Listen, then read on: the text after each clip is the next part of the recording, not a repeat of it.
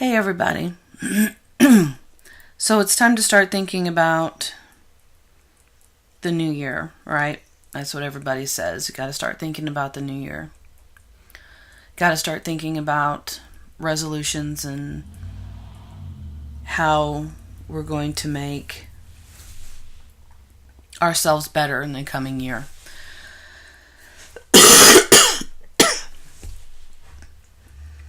Here's my question.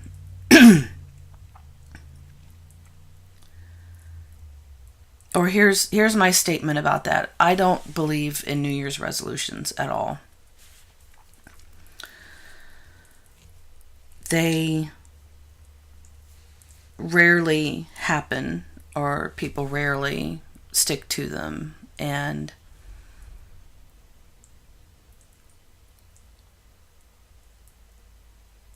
so I never make a New Year's resolution. I never say, well, I'm going to lose weight in the next year, or I'm going to stop drinking Dr. Pepper in the next year, or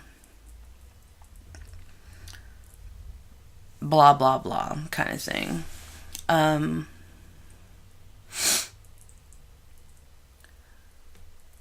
Right now, I'm just trying to piece together who I am. That's what I'm concentrating on right now. I don't know if I told you who my new psychologist is, but her name is Dr. Kelman. And so far, I absolutely love her. And she gets me so far. I've noticed that when I'm having problems trying to explain something, she just pieces together what I have said, and she'll say it back to me, sort of what I was trying to say. So she gets me. And I told her that when I had my breakdown in August, it absolutely shattered me. It absolutely shattered me. That this breakdown was the worst. The worst that I had.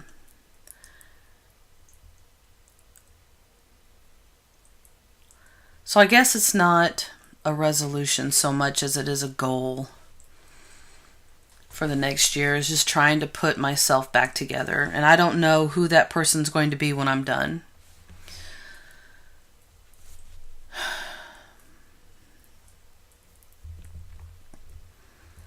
I have no idea what's going to happen in the next year. I did get a piece of bad news, though. My favorite boss, who I've had the privilege of working with at two different jobs now, is leaving. He's quitting where we both work now, and his last day is January 14th.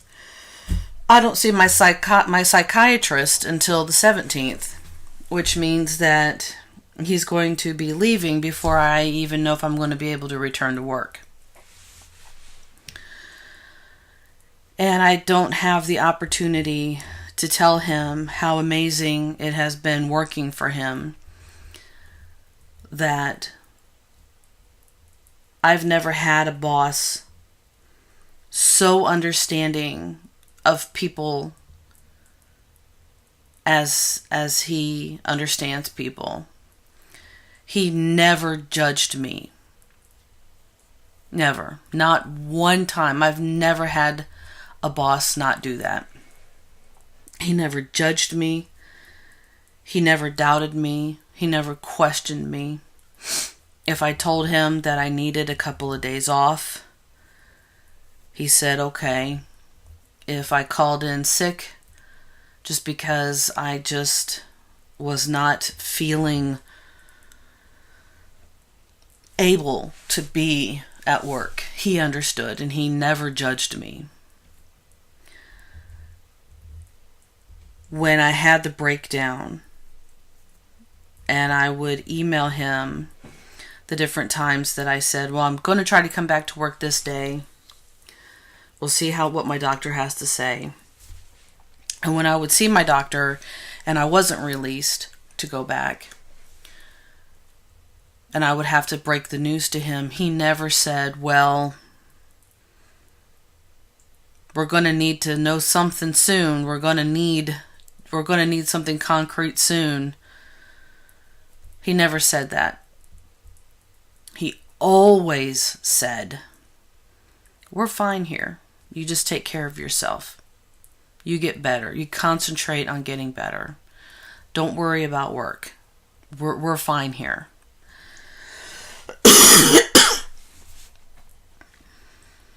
And how many bosses do that? How many managers do that? I've only had one in this guy here. Now, I'm happy that he has the opportunity to get a director's level, because he has worked for many, many years to get to that director's level. And he is the best qualified for that position. I don't even know who the other candidates were, but just having worked with him, he is the best candidate for the job. Because he's going to bring something incredibly unique to that position. He's going to bring the ability to talk to people, to understand people, to be warm and compassionate to people, and not just look at them as a number. And that's what he brought to Harris Entertainment, and that's what he brought to Methodist Healthcare. And he is just an amazing, amazing person. And he will be missed. He will be greatly missed by me.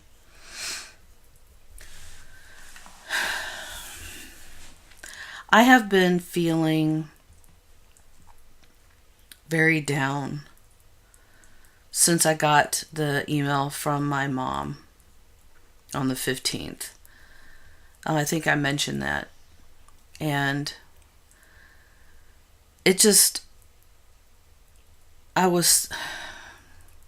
can't even say that I was starting to feel better, but I was starting to feel plateaued to where I wasn't feeling worse. So that's a good thing, I think. And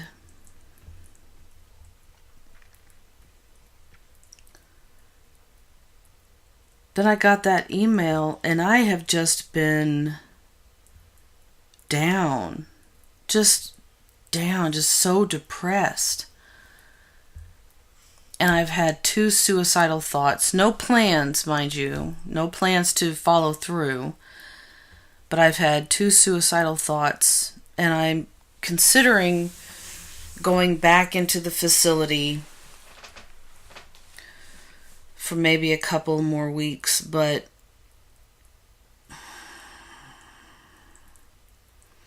because I'm sleeping a lot more. My appetite... Excuse me. My appetite is dwindling again. So these are, and I'm withdrawing more again. And these are warning signs that I'm not well again.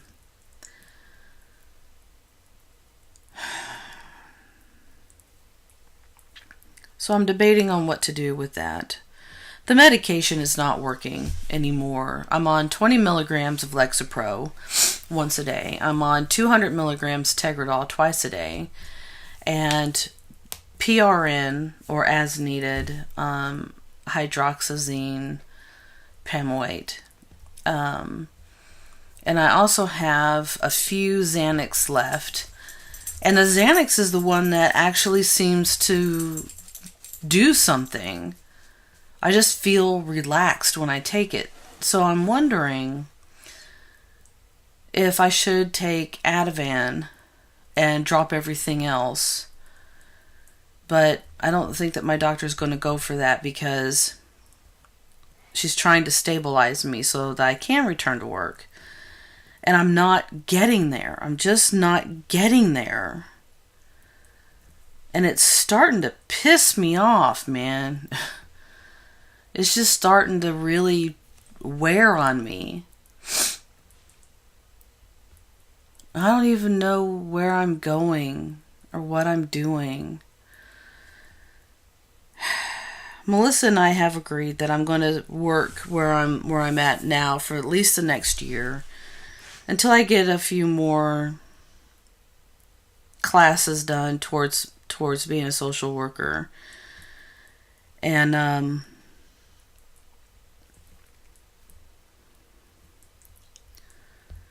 then just kind of go from there. Not really sure what we're going to do, kind of thing. But we've stopped concentrating on just getting out of Memphis. We've stopped thinking about that or concentrating on it. We're also thinking about getting a couple of roommates. And I'm really torn on that too. So there's just a lot of things up in the air right now, and it just feels like everything is just pushing in my face and I can't control anything. And I just can't do anything. I was thinking of taking a drive up to Illinois to see my friends, Krista and Anno, because I haven't seen them. I haven't seen Anno since 2000. Haven't actually laid my eyes on her person face to face in 10 years. And God, I miss her so much. I miss her. And I just need to see her.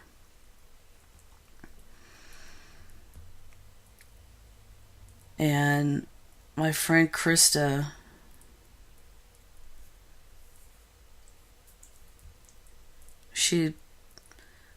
when I think about the two of them, it's like breathing air into my lungs. Just fresh, clean air straight into my lungs. And they are so special to me. And they are just so amazing to me. And I really, really need to see them. So I'm thinking when we get paid next that I will go up there and see them. Because I need to. Period. I just need to. As much as I hate Illinois, I love them. I love them so much. And I'll get some footage when I go up there. And I'll show you what amazing people they are. And you will love them too. I'm sorry this video was so down. But I felt like I needed to make a video and welcome all the new subscribers. And thank you very much for visiting my channel and subscribing. And I hope that you will get something out of these videos. My whole point is to be educational and to show a raw side of life with having multiple personalities. One of the things to remember is when you're dealing with somebody with multiple personalities is that when the core person is feeling depressed and anxious and overwhelmed, you can multiply that very easily by however many people there are in the system. For me, for instance, I can easily multiply this by 27 people.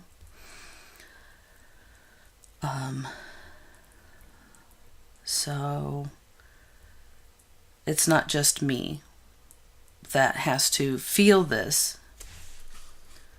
It's not just me who is overwhelmed by this. It is all of us.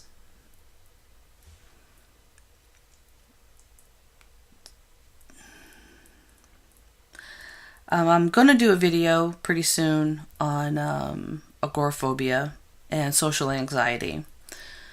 Those are going to be very educational. I wanted to do them from the viewpoint of the person who experiences it for SOs, or friends and family of people with MPD, DID. I hope everybody is well. Mimi and Beth are still working on their video. Hopefully it's going to be out soon.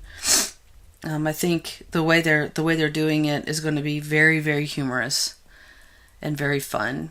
So I hope everybody is well.